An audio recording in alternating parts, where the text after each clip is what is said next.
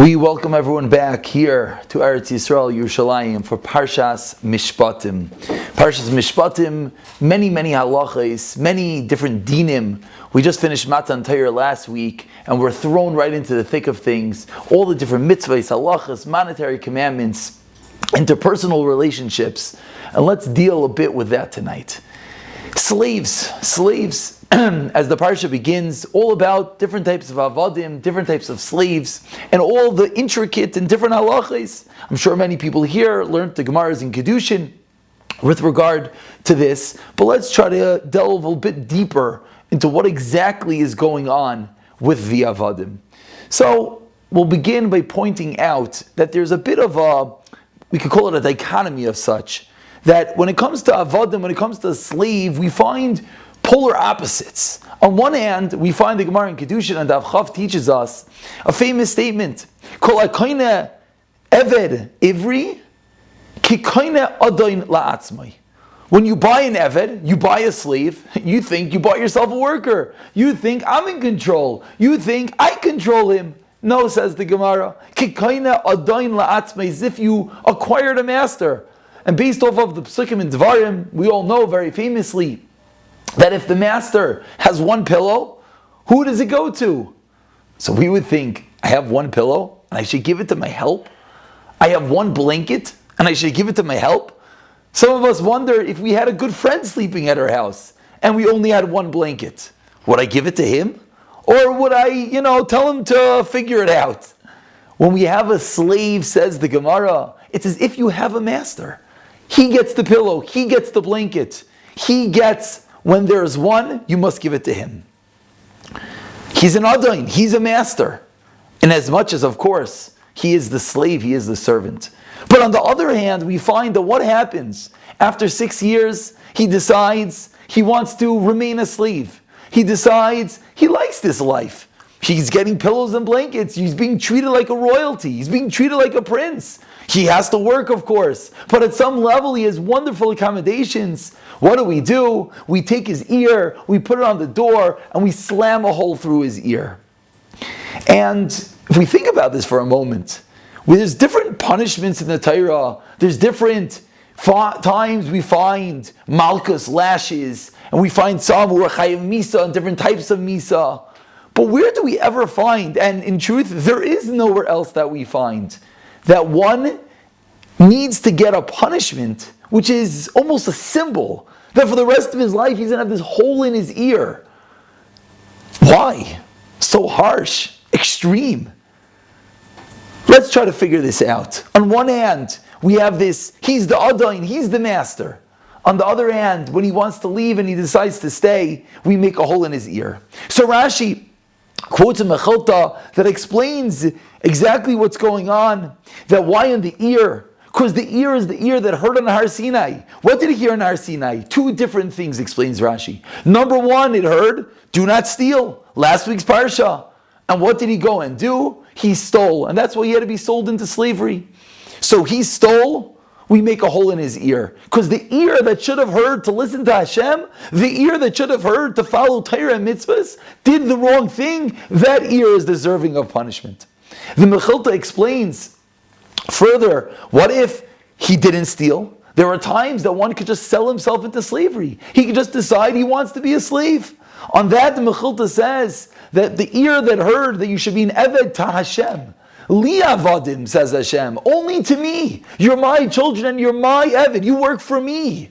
And you go and you decide you want to work for someone else, that ear is deserving to be pierced. But if we think about this for a moment, both of these explanations, when should the piercing have been done?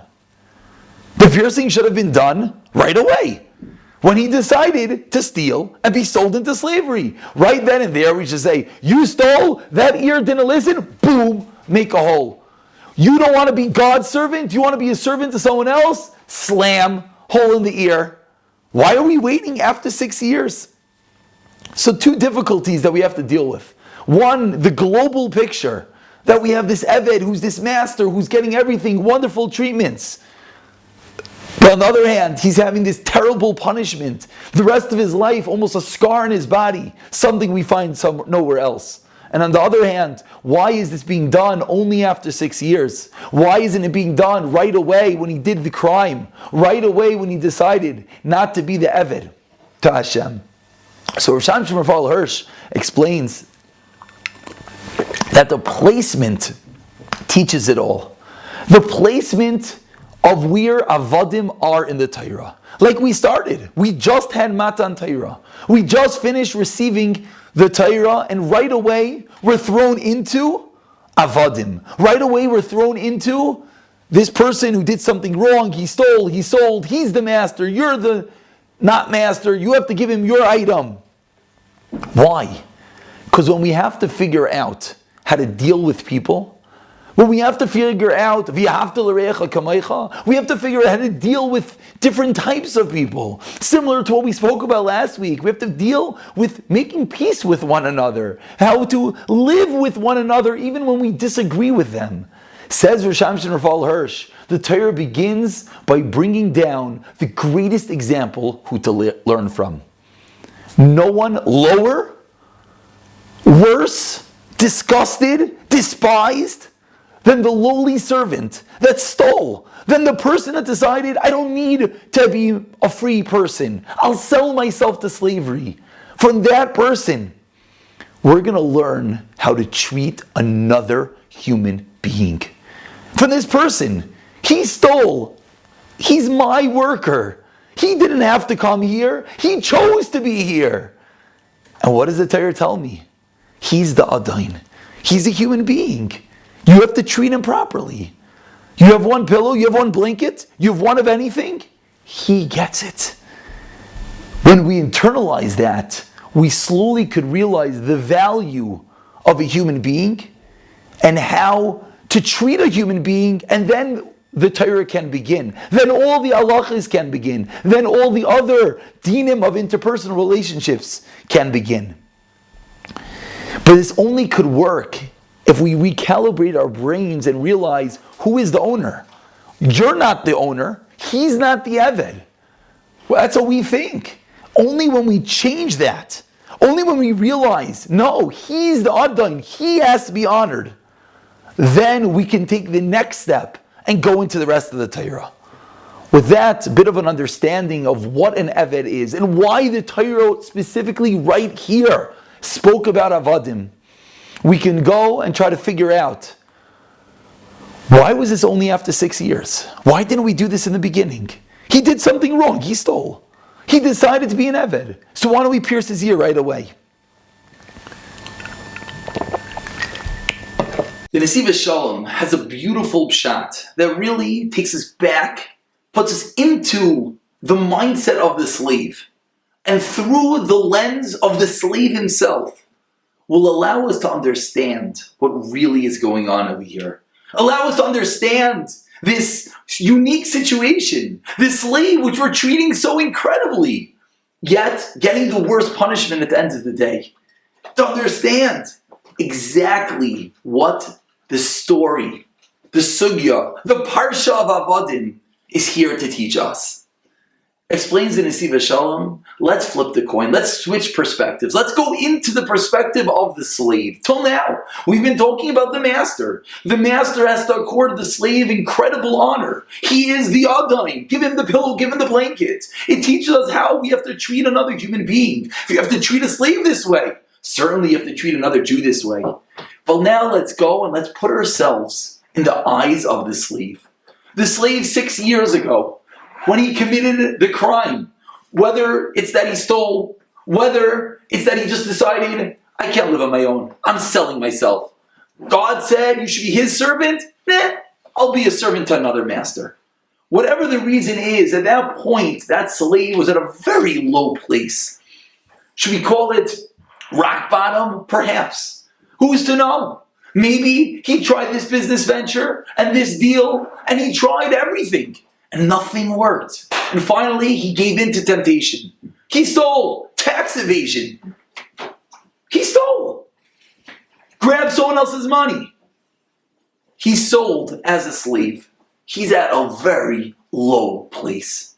The creation of the 6 year process, 6 years is reminiscent of the 6 days of creation, the 6 days of the week. We have 6 days of the week that lead up to Shabbos Kodesh. The 6 days of creation until the day of rest. The 6 years were supposed to be 6 days. 6 years that trained the Eved. You are a Jew and we want you to be part of society. We want you to be an upstanding individual. We don't want you to be a lowly slave. We don't want you to decide that you're working for the master and not for God. So for 6 years, we're going to give you the white glove treatment. For 6 years, we're going to treat you like a master. It's true, right now. You're in a low place, rock bottom. You just stole. You just decided you're going to sell yourself. But we're going to take you, and we're going to baby you. We're going to cradle you. We're going to give you everything. You are going to get first-class treatment. And this is a design. So now let's go into those eyes of the slave. He should slowly become a new person. He should be going from rock bottom and being built up, being treated incredibly, being treated better than anything he's ever dreamed of. And slowly he should be infused, and slowly he should be raised up to the point that what is supposed to happen at the end of 6 years? At the end of 6 years, he's supposed to walk into his master, a changed person, a new person. He's supposed to walk in with a smile, a resignation letter, a hug and a kiss to the master that treated him so incredibly. And at that moment, he's supposed to say, I am ready to be a good Jew. He didn't. He said, I want to stay. You want to stay? We treated you like royalty. We treated you like a master, and you want to stay? You're happy here? Complacency? You like that just everything is catered to you? You don't want to go back home and face reality? You're nervous that you didn't have money and you're going to not be able to make ends meet? You don't want to be ready to be the servant to God? You get this terrible punishment. We make a blemish on your body, one that will last you forever. Because how could he do such a thing? This is the punishment. This is bringing out the devastation of one that is not ready to face his challenges. That's not ready to grow. That's not ready to be part of civilization. That doesn't want to try. Complacency. It's okay. Why should I work hard? I have a great life here. The master is taking care of me. Everything is wonderful. Why should I try harder? Why go back home? Home to all its issues? My lack of money? Why? I'd rather stay here. And that's why he gets this incredible punishment. A punishment we don't find anywhere else in the Torah. Malchus, 39 lashes is terrible, painful. But you get over it. You move on. Here forever he's going to have that hole in his ear. Because forever he is labeled, marked. He's a person not ready, willing to grow. And that's the worst thing of all. This is the message of the Eved Ivri. This is the message of Parshas Mishpatim as it begins in teaching us interpersonal relationships. And just to take this one step lower to our lives, one step more real, let's play this out a little bit more. What does this mean? A person who had 6 years of royalty, 6 years of being treated like the master, 6 years that he was supposed to come out on top. And he can't. He can't face society. He's too nervous to step into the boxing ring because he might fall. He doesn't want to play the game because he might lose. I can't make the business deal because I might fail. I can't try to turn on a computer because I'm not going to be able to help myself. I can't go to society because I'm not going to be able to control myself. You're not willing to try? You're not willing to be involved in anything? You want to just sit back. Let the master give you everything. Complacency? Boom! We nail your ear. You're a person that should be marked and labeled forever. Because you're not willing to grow. You're not willing to try hard. And that's the worst thing of all in Yiddishkeit. In Judaism, we favor trying. Something we've spoken about so many times. You have to be willing to fail. That snowboarder, if he's not willing to take that edge, there's no way he'll ever get better. He'll always be mediocre. A life of mediocrity. A life of, it's okay. The bunny slopes are fine. It's nice and smooth. We go up the magic carpet and down the bunny slope. So simple. Why try harder? To go up the big mountain? But I'm going to fall. To try and go up the bigger mountain? To make that tight turn? But I'm going to fall on my back end. It's going to hurt me for a week. That's true. But if you're not willing to take the risk, if you're not willing to ride that edge, we all know you'll never get better. You'll never grow. Judaism is the same way. And this Eved Ivri that favors complacency, that favors letting someone else run his life, someone else give him everything, that's the worst thing of them all. And to conclude with the words of Rav Hutner, Rav Hutner points out the symbolism of the ear. Explains Rav Hutner, the ear is getting this hole. You know why? What does the ear represent? The ear represents the quintessential receiver. Hands, give and take. Every part of the body can give and take. But the ear can't give. You don't give anything with your ear. You take in with your ear. You only receive. You can receive good things. You can listen to Torah. You can listen to Shirim. That's true. But the ear can never give. So when we have this person, this complacent individual, this person that's happy with mediocrity, that's fine on the bunny slope, why try hard? Why subject myself to failure? We take his ear. We take that part of his body that is only receiving, not doing anything more. And that's where we make the hole. To show you're just one big receiver. You're just a person that needs everything catered to you. That is the worst of them all. But let's conclude with some words of hope, some words of chizuk. Because for many of us, we feel, I've been living my life this way for 5, 10, 20, 30, 50 years. I've always taken the easy route. I've always been happy, complacent, calm, never trying too hard. That's what I am. And some of us might wonder, wait, maybe there's a hole in my ear. Maybe it's too late. What should I do? The Parshah is screaming at me. This Eved is yelling at me, telling me that I simply chose a life to stay by the master forever. I chose a life to have someone else catering to me forever. A life of no hardships. A life of no trials. A life of no difficulties.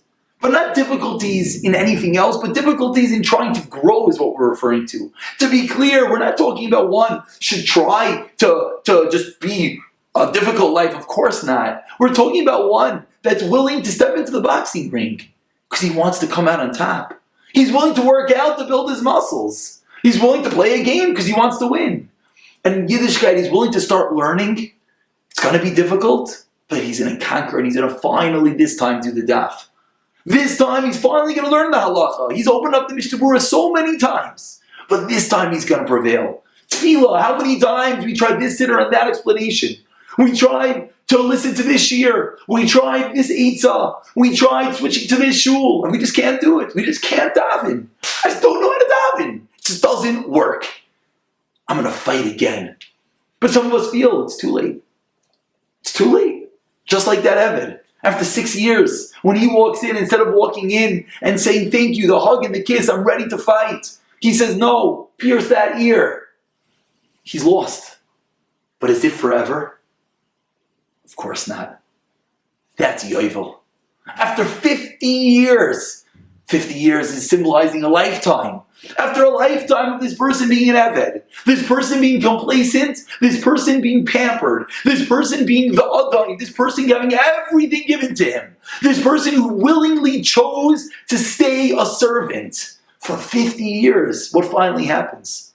Yovel comes, even that Eved goes free, which is the Torah's way of giving us the chizuk, to teaching us there is hope for everyone. We should never feel it's over. We should never feel I live my life forever this way. I can't get involved. Yes, you can. You never gave tzedakah? It's never too late. You never davened with a minion? You can start now. You never learned. That's the biggest example. How many people, their whole lives, never learned?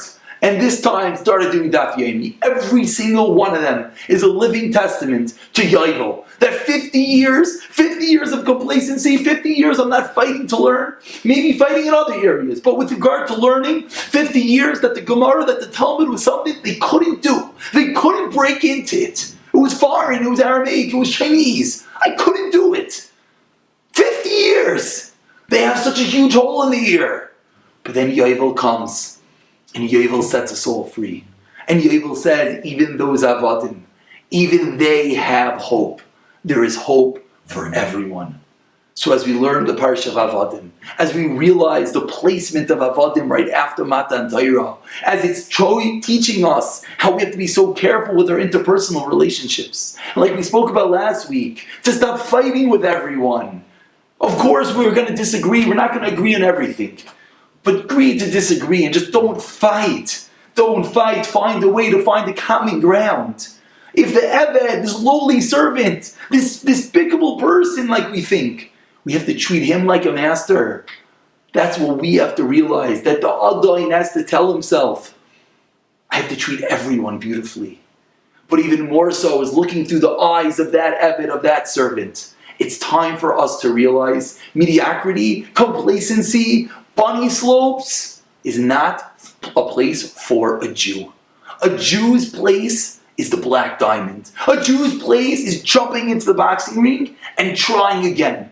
A Jew's place is buying a new sitter and trying a third time, a fifth time, 100th time to eventually figure out a way to connect to God. I can never learn? I'm going to try this type of limud. Gemara, Halacha, Mishnah, there's something for everyone. I'm never going to give in. When we look through the eyes of that Eved, as he approaches the 6 years and he walks to the master, are we going to walk in and we're going to give him our ear? We're going to say, mediocrity, give me the pina colada, give me the beach chair. I want to just watch the game. I don't want to play. To play, you get sweaty, you could get hurt, you could get bruised. Nah, I'll just sit back and watch. That is not the place for a Jew. The place for a Jew is to jump up and jump right in. Get involved and figure out a way to grow. And somehow, in Mirza Hashem, if we all try together, learn the lesson of the Eved, realize how the ear is so important, it's to receive. Let it receive Torah, and let it not get that blemish. Let it not get labeled as one who's not willing to grow. And realize that that's the beautiful dichotomy of the Eved. Yes, he spent 6 years of being the master. And then of course, it makes beautiful sense that if he after 6 years can't grow, if after 6 years he keeps that label mediocrity, that label complacency, that label leisure, that label vacation for my entire life, we nail that ear, the terrible punishment, the mark of a slave, a mark that'll be there forever. Because that's the worst thing of that all. And Amir Tashem, if we read and learn and try together, we'll all be able at some level to grow. And at the very least realize there's always the Yovel, there's always hope. There's always a time that we can get better, throw ourselves back in, and continue growing to live a life like a frum Torah Jew. Good Shabbos.